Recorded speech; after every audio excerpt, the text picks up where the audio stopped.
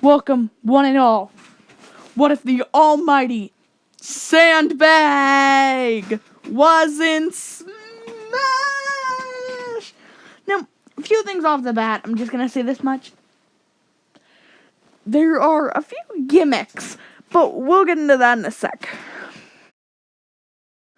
The neutral attacks.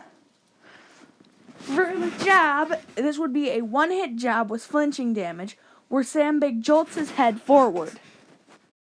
The dash attack would simply have Sandbag land on his opponent, sending them into the ground. For the up tilt, Sandbag simply does an upwards headbutt onto the opponent. The down tilt is basically the same, but downwards. Did you expect me to come up with anything creative? The side tilt has Sandbag kicking the opponent with his chest. Gimmick number 1. Most of Sandbag's attacks from here on out actually use other items in the game, and you could debate all of his attacks are using an item, as the Sandbag itself is an item. He uses the drill, boomerang, rolling crate, and home run bat. You'll be seeing most of these in the next set of attacks. The smash attacks. I don't even know what I was trying to do there. The smash attacks. For the side smash, he swings the home run bat in front of him. For the up smash, he uses the drill, locking enemies in before sending them flying. For the down special, he sends out one boomerang flying around him, going quickly. Okay, gotta be honest, I had a joke here. It was horrible. Moving on to the aerials. The Nair, or neutral air, has the bag spinning. The back air has Sandbag throwing a boomerang behind him before looking back forward, sending in a free fall. The up air has him sending a boomerang upwards. The forward air has him using a drill. Self-explanatory. And the down air also has him using the drill. All these attacks will put him in a free fall. Gimmick number 2. So if you didn't know, he can't grab. Yeah, he doesn't have grabs. This is where I would normally put the grab section. But he can't grab because I looked at it for about an hour trying to figure out how I'd make a Sandbag grab. With that aside, we have the special or B moves. These are my favorite moves to make in the entire thing. So let's get on to them. This, like another special move, is going to take a little bit of explaining.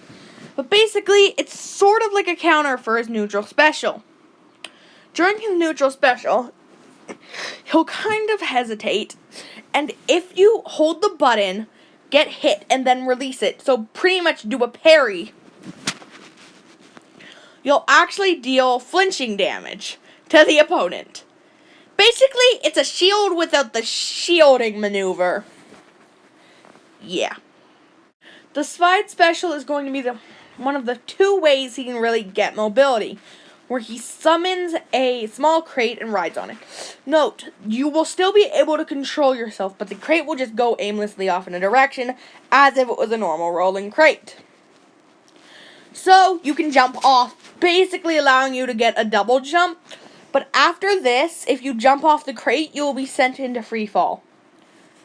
Note, this will not break into items, so it will basically just be an empty crate. The down special has him pluck a weed from the ground, which will give a random item turned on. Note, if no items are turned on during the match, he will have a 50% chance to pull up a ball bomb, or a 50% chance to pull up Peach and Daisy's turn up, just to make sure that move actually does something. And the up B is basically just villagers, but slower. Note, there is 1 or 2 things about the Final Smash that are extremely unique. It has a 50-50 chance to do something. So, 50% of the time, it will do the Bomb Storm, like in the sudden death. Thanks, Brandon. And the other 50% of the time, it will literally just send down frickin' sandbags. Woo! Ooh. They each do 1% of damage. I think it will send down around 100 sandbags. But these sandbags will have Mr. Saturn properties, so you can't just shield them. And these would be able to spike. Yay!